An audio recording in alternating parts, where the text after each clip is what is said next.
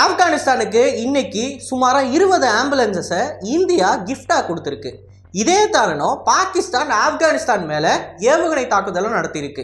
ஆப்கானிஸ்தானில் இருக்கிற முக்கியமான தலைவர்கள், பொலிட்டிக்கல் லீடர்ஸ்லாம் என்ன சொல்கிறாங்க அப்படின்னா, இந்தியாவை பாருங்கள், நமக்கு ஆம்புலன்சஸ், அதாவது உயிரை காப்பாற்றுற உபகரணங்களை கொடுக்குது, ஆனால் பாகிஸ்தான் நம்ம மக்களோட உயிரை எடுத்துக்கிட்டு இருக்கு அப்படின்னு சொல்லி பாகிஸ்தானுக்கு எதிரான கடுமையான ஸ்டேட்மெண்ட்ஸை கொடுத்துக்கிட்டு இருக்காங்க. ஸோ இன்னைக்கான காணொலியில் நம்ம எதை பற்றி பார்க்க போகிறோம் அப்படின்னா, இந்தியாவும் ஆப்கானிஸ்தானும் பேச்சுவார்த்தையில் ஈடுபட்டு டிப்ளமேட்டிக் ரிலேஷன்ஷிப்பை அடுத்த கட்டத்துக்கு கொண்டு போகிற அதே நாளில் ஆப்கானிஸ்தானும் பாகிஸ்தானும் சண்டை போட்டுக்கிட்டு இருக்காங்க. இந்த சண்டையை நமக்கு எப்படி சாதகமாக மாற்றலாம் அப்படின்றது தான் இன்றைக்கான காணொலியில் பார்க்க போகிறோம். நான் உங்கள் ஆகாஷ், தமிழ் பொக்கிஷம் வழங்கும் டிபி டிஃபென்ஸ். முதல் விஷயம், ஆப்கானிஸ்தானை தாலிபான் டேக் ஓவர் பண்ணதுலேருந்து தாலிபான் அரசாங்கத்தோட எந்த ஒரு பெரிய உலக நாடுகளும் அஃபிஷியலான டிப்ளமேட்டிக் டைஸில் ஈடுபடவில்லை. இந்தியாவும் இதுவரைக்கும் ஒரு டெம்பரவரி மிஷனெல்லாம் ஈடுபட்டுக்கிட்டு இருந்தாங்க. அஃபிஷியலாக ஒரு எம்பசியை ஆப்கானிஸ்தானில் இந்தியா தரப்புலேருந்து ஓப்பன் பண்ணலை. ஆனால் இன்னைக்கு நாங்கள் ஒரு எம்பசியை ஓப்பன் பண்ணுறோம், தாலிபானோட எங்களுக்கு இருக்கிற டிப்ளமேட்டிக் டைஸை அடுத்த கட்டத்துக்கு கொண்டு போகிறோம் அப்படின்னு சொல்லி ஜெய்சங்கர் அவர்கள் சொல்லிட்டாரு.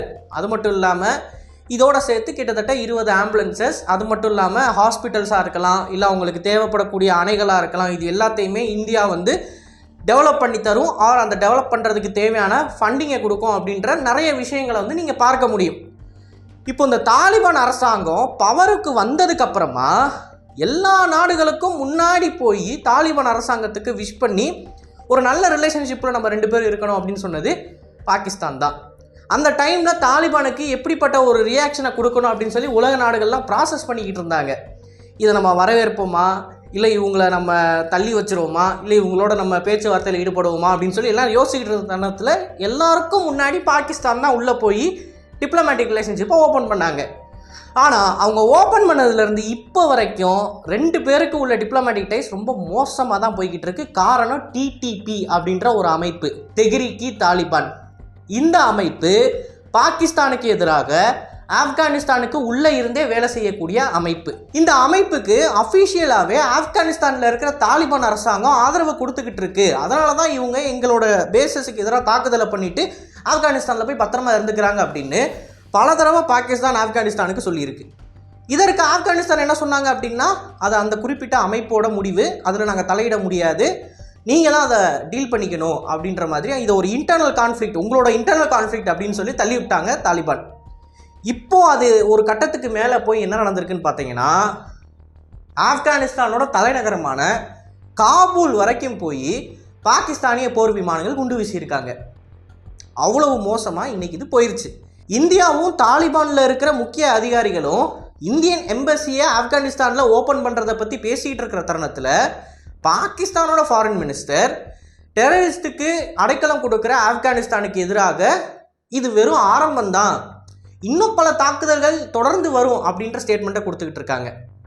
ஸோ இந்த ஒரு விஷயத்தை நம்ம பார்த்தோன்னு பார்த்தீங்கன்னா, நம்ம நல்ல ஒரு சைடு போய்கிட்டு இருக்கோம், குட் சைடு போய்கிட்டு இருக்கோம், பாகிஸ்தான் பேட் சைடில் போய்கிட்டு இருக்காங்க.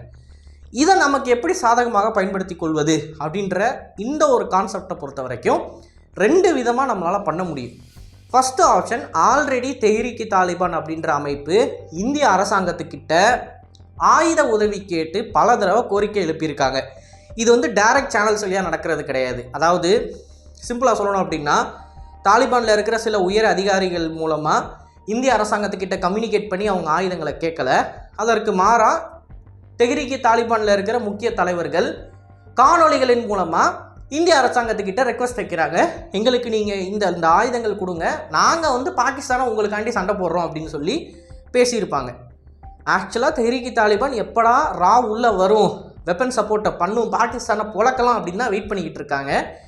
இந்த குறிப்பிட்ட மிலிட்டன்ட் ஆர்கனைசேஷன் கூட நம்ம டைரெக்டாக பேச்சுவார்த்தையிலையோ இல்லை வெப்பன்ஸ் எக்ஸ்சேஞ்சிலேயோ ஈடுபட முடியாது, இன்டைரக்டாக ஈடுபட முடியும். சப்போஸ் இவங்க மாட்டிக்கிட்டாலும் இவங்களுக்கு நமக்கு சம்மந்தம் இல்லை அப்படின்ற மாதிரியான ஒரு ரிலேஷன்ஷிப்பில் தான் ஈடுபட முடியும். இது ஒரு பக்கம் நம்ம பண்ணணும் அப்படின்னு நினச்சாலும் இது நமக்கே பேக்ஃபயர் ஆகிறதுக்கு வாய்ப்பு இருக்குது. ஏன்னா பாகிஸ்தான் பல வருடங்களாக ஆப்கானிஸ்தானில் இதை தான் பண்ணிக்கிட்டு இருந்தாங்க.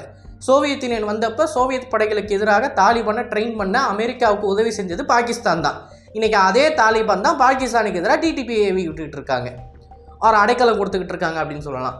ஸோ இது நமக்கே பேக் ஃபயர் ஆயிரும் அப்படின்ற தருணம் இருக்கிறப்ப இந்த ஆப்ஷனை யூஸ் பண்ணாமல் தாலிபான் அரசாங்கத்திடம் ஒரு நல்ல டிப்ளமேட்டிக் ரிலேஷன்ஷிப்பை ஓப்பன் பண்ணி அந்த கவர்மெண்ட் அஃபிஷியலை ரெக்கக்னைஸ் பண்ணி எப்படி பாகிஸ்தானுக்கு அமெரிக்கா ஆயுதங்களை வழங்குது. இப்போ சமீபத்தில் கூட சில முக்கிய உயர்தர ஏவுகணைகளை பாகிஸ்தானுக்கு வழங்க போகிறதா ஒரு செய்தி வந்திருக்கும். ஆனால் அந்த செய்தியை இந்தியாவில் இருக்கிற அமெரிக்கன் எம்பசி என்ன சொல்லியிருக்காங்கன்னா, புதுசான எந்த ஒரு ஏர் ஏவுகணையும் நாங்கள் வழங்கவில்லை, பழைய ஏவுகணையை மெயின்டைன் பண்ணுறதுக்கு தேவையான ஸ்பேர் பார்ட்ஸை மட்டும்தான் நாங்கள் வழங்கியிருக்கோம். எங்களோட இந்த கான்ட்ராக்டின் காரணமாக பாகிஸ்தானோட டிஃபென்ஸ் எக்யூப்மெண்ட்ஸ் எல்லாமே அப்கிரேட் பண்ணவில்லை, எக்ஸிஸ்டிங் எக்யூப்மெண்ட்டை வேலை செய்ய வைக்கிறதுக்கான ஸ்பேர் பார்ட்ஸ் மட்டும்தான் போகுது அப்படின்னு சொல்லி தெளிவுபடுத்தியிருக்காங்க.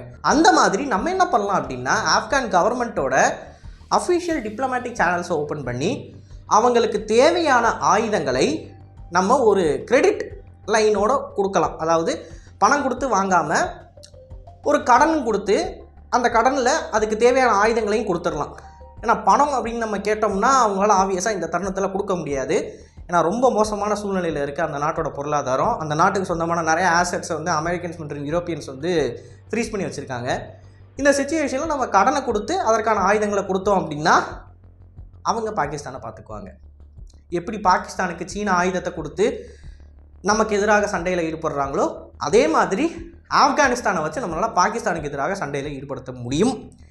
இது என்னதான் ஒரு நல்ல வழியாக இல்லை அப்படின்னு சொல்லி நிறைய பேர் யோசித்தாலும், ஏன்னா நிறைய பேர் வந்து இந்தியாவை பற்றி நினைக்கிறப்ப நம்ம நாடு வந்து நேர்மையாக தான் ஒரு கண்ட்ரியோட மோதும், நேருக்கு நேராக மோதக்கூடிய ஒரு நாடு, தேவையில்லாமல் இன்னொரு கண்ட்ரி வழியாக ஒரு கண்ட்ரி அடிக்கணுன்ற அவசியம் இல்லை அப்படின்னு யோசித்தாலும் இன்றைக்கி இருக்கிற கால சூழ்நிலை அப்படின்றது வந்து டோட்டலாக மாறிடுச்சு. சைனீஸ் என்ன பண்ணுறாங்க, kill your enemy with borrowed knife அப்படின்னு சொல்கிறாங்க. அந்த டாக்டிக்ஸ் அவங்க பயன்படுத்துகிறாங்க. அதாவது பாகிஸ்தானை வச்சு நம்மளை அடிக்கிறாங்க, பாகிஸ்தானை வச்சு அவங்களோட ஆயுதத்தையும் சோதிச்சுக்கிறாங்க, நம்மளோட ஆயுதம் எந்த அளவுக்கு வீரியமாக வேலை செய்யுதுன்றதையும் பார்த்துக்கிறாங்க. அட் த சேம் டைம் நம்மளோட சிவிலியன்ஸை கொள்வது இந்த மாதிரி வேலைகளையும் பாகிஸ்தானை வச்சு அவங்க செஞ்சுக்கிறாங்க. அப்படி இருக்கிறப்ப நம்மளும் இந்த மாதிரி ஆப்ஷன்ஸை சூஸ் பண்ணுறதுல தப்பில்லை. ஸோ ஆப்கான் தாலிபானோட இருக்கக்கூடிய இந்த டிப்ளமேட்டிக் ரிலேஷன்ஷிப் அப்படின்றது இன்னைக்கு பாகிஸ்தானுக்கு ஒரு எமர்ஜென்சி லைட்டை ஆன் பண்ணி விட்டுருக்கும். உள்ளே இருக்கக்கூடிய அதிகாரிகள் ஆப்கான் தாலிபான்ஸை கண்டிப்பாக இந்தியா தனக்கு சாதகமாக பயன்படுத்தி இன்னும் அதிகமான பார்டர் கிளாஷஸில் ஈடுபடுத்த வைப்பாங்க அப்படின்றது அவங்களுக்கு நல்லா தெரியும். தெரிஞ்சதுனால தான் இந்த ஒரு குறிப்பிட்ட ஸ்ட்ரைக்கையும் அவங்க நடத்தியிருக்காங்க. ஒரு வார்னிங் மாதிரி நம்ம எடுத்துக்கலாம். இன்னமும் இந்தியா கூட நீங்கள் க்ளோஸாக போகிறீங்க அப்படின்னா இன்னும் கடுமையான தாக்குதல்களை நீங்கள் எதிர்பார்க்க வேண்டியது இருக்கும் அப்படின்னு. பட் ஆப்கான் தாலிபான்ஸ் ஒரு ஆப்கானி மக்கள் 2 சூப்பர் பவரை படுக்க போட்டிருக்காங்க, சோவியத் யூனியன் மற்றும் அமெரிக்கா. இவங்களை படுக்க போட்டவங்களுக்கு பாகிஸ்தான் ஒரு ஆளே கிடையாது. இது பாகிஸ்தானுக்கு தான் பேக் ஃபயர் ஆகும். ஸோ பாகிஸ்தானுக்கு இருக்கிற ஆப்ஷன்ன்றது இந்தியா மாதிரி டிப்ளமேட்டிக் டைஸில் ஈடுபட்டு ஆப்கானிஸ்தானுக்கும் அவங்களுக்கு இருக்கிற இந்த பிரச்சனையை முடிக்கிறது தான். ஆயுதங்களை கையில் எடுத்தாங்க அப்படின்னா இது ஒரு பிளடி கான்ஃப்ளிக்டாக மாற வாய்ப்பு இருக்குது. அண்ட் அதை நம்ம தொடர்ந்து பார்த்துக்கிட்டும் இருப்போம். ஏன்னா கடந்த 1 மாதமாக பாகிஸ்தானில் இருக்கிற நிறைய இராணுவ வீரர்கள் கொல்லப்படுறதோ அந்த இராணுவ வீரர்களை சிறைப்பிடிக்கிறதுமா ஏகப்பட்ட காணொலிகள் மற்றும் இமேஜஸை நீங்கள் பார்க்க முடியும் சமூக வலைத்தளங்களில். யாராக வேணாலும் இருந்துட்டு போட்டு இத்தகைய தாக்குதலை இத்தகைய பிளட்ஷெடை வந்து அவங்க சந்திக்கணும் அப்படின்ற அவசியம் கிடையாது. பட் அவங்க சந்திக்கிறாங்க அப்படின்னா இதற்கு முழுக்க காரணம் அவங்க தான். அவங்க போட்ட விதையை தான் இன்றைக்கி அறுவடை பண்ணுறாங்க. ஸோ இன்றைக்கான காணொலியில் நான் சொன்ன கருத்துக்களை பற்றி நீங்கள் என்ன நினைக்கிறீங்க அப்படின்றத மறக்காமல் கமெண்ட்ஸில் பதிவிடுங்க. அண்ட் இது போல் நிறைய தகவலை தெரிந்து கொள்ள டிபி நியூஸ் பேஜை ஃபாலோ பண்ணிக்கோங்க. நல்லதை பாருந்து நல்ல சமுதாயத்தை உருவாக்கும். நன்றி, வணக்கம்.